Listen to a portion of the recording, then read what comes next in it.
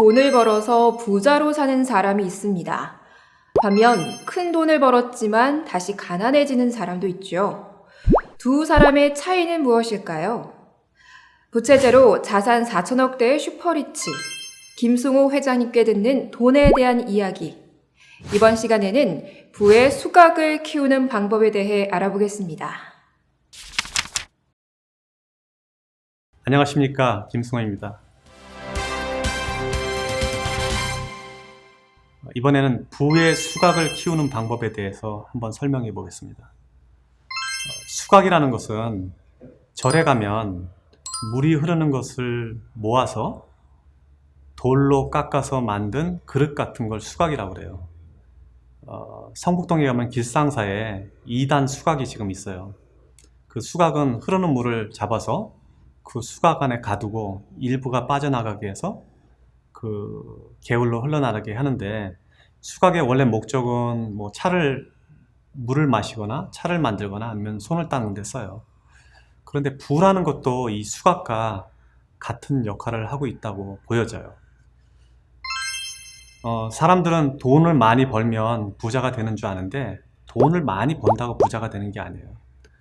부자는 부자의 습성을 배우지 못하면 순간 부자예요. 잠깐 부자가 됐다가 사라지는 부자. 그래서 이거는 그냥 부자 거지라고 그래요. 그리고 부를 많이 축적하더라도 관리하는 방법을 습득하지 못한 상태에서 부를 가지면 계속 부채를 갖게 돼요. 그래서 부자 중에서도 부채가 많은 사람들이 많아요. 그러니까 이런 것을 이야기하는 이유는 뭐냐면, 부의 수각을 키우지 못하면 관리할 수 없고 가질 수 없다는 것을 설명하는 것이에요.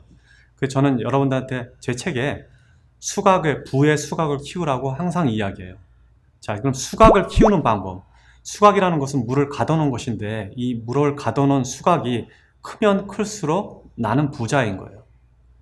이 돌로 판 물그릇을 어떻게 더 크게 키울 수 있느냐, 이거는 돈을 대하는 습관을 어떻게 바꾸느냐에 따라서 달라져요. 이 돈을 대하는 태도와 습관을 잘 바꾸면 수각이 커져 있는 것이고, 이 커진 수각은 여러분들이 그 태도를 바꾸지 않는 한 여전히 항상 부를 유지할 수 있는 형태를 여러분 삶에 안착시키게 돼요. 그래서 오늘은 부의 수각을 키우는 방법에 대해서 설명해 보겠습니다. 제일 가장 중요한 것은 뭐냐면 부채를 지지 않는 습관이에요. 사람들은 돈이 없어서 부채를 지는 것 같죠? 근데 상당히 많은 사람들은 부채를 이해하지 못해서 부채를 져요.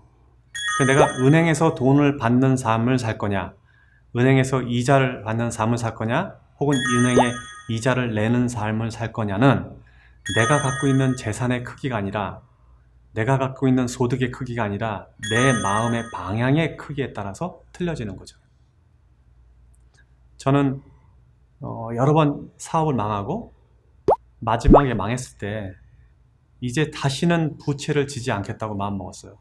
그래서 그렇게 마음먹는 순간 내가 주머니에 넣고 있던 크레딧 카드를 잘라버렸고, 온 벌이를 다 부채를 갚는 데 썼어요. 하다못해 저희 아이들이 태권도장 가는데 필요한 15불, 한 달에 15불짜리도 보내지 않고 다 부채를 갚는 데 썼어요. 완벽하게 부채를 다 갚고 난 다음부터는 지금까지도 한 푼도 부채를 지지 않고 있어요. 그래서 지금 제가 은행에서 이자를 받는 삶을 살고 있는 거예요.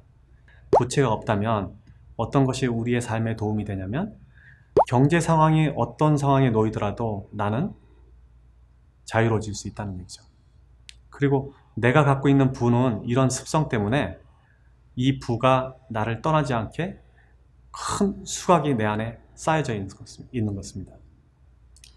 삶에서 부의 수각을 키우지 않은 사람은 지금 아주 많은 돈이 들어와도, 아주 많은 수입이 들어와도 안에 수각이 작기 때문에 전체를 다 흘러버리고 남아있는 돈은 여전히 작은 수각의 크기만큼만 돈이 남아있게 되는 것이에요. 그래서 여러분들은 삶에서 부의 수각을 키우는 방식을 완벽하게 습득해내야 돼요. 일단 아까 전 강의에서 말씀드린 대로 크레딧 카드를 없애세요. 그리고 쓸데없는 내가 이것이 필요해서 하는 건지, 내 관습에 의해서 하는 것인지, 혹은 욕망에 의해서 쓰는 것인지를 다 구분해서 소득 수준 자체를, 소득 방식 자체를 바꿔야 돼요.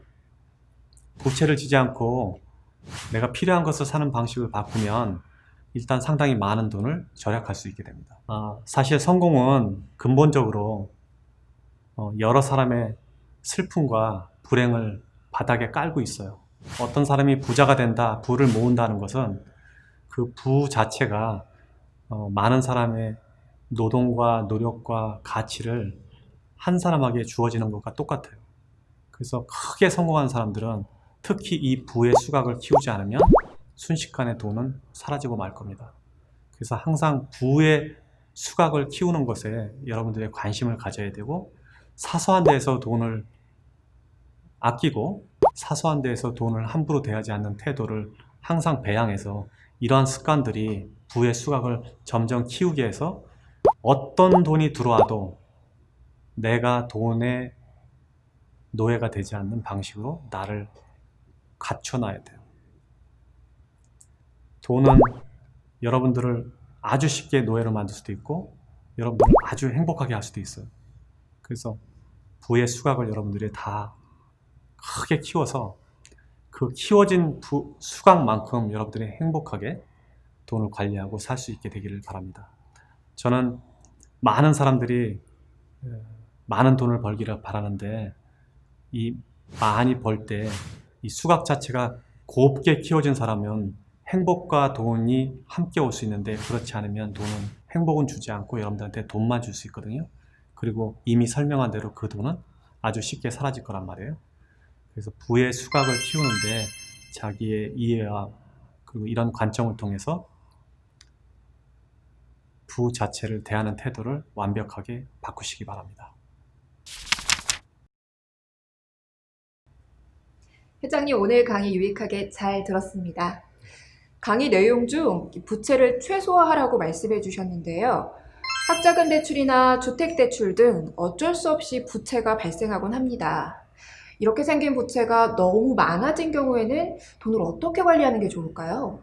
예, 부채 중에서 주택 부채는 그 현재 사용 중인 자산의 부채예요. 그래서 부채 중에 이거는 자산 부채로 분류가 돼요. 그래서 주택 부채는 좀 별도의 항목으로 두고라도, 다른 부채는 저는 모든 부채를 다 이거를 관리를 어떻게 하느냐의 문제가 아니라 모든 부채를 없애는 거가 기본으로 자기의 삶을 재편해야 된다고 믿어요. 그래서 주택 부채는 우리의 삶 중에서 가장 많은 부채를 발생하고 있는 것이기 때문에 그건 어쩔 수 없이 에버리지를 이용해서 부채를 질 수밖에 없는 구조이지만, 그 외에 나머지 모든 부채는 이 부채를 갚는데 자기의 모든 재산을 먼저 활용하기 바래요. 이렇게 해야지 내가 은행에서 이자를 주는 삶을 살 것인지, 이자를 받는 삶을 살 것인지, 이자를 주는 삶을 살 것인지의 결정이 그 자리에서 그것 때문에 하게 되는 것이죠.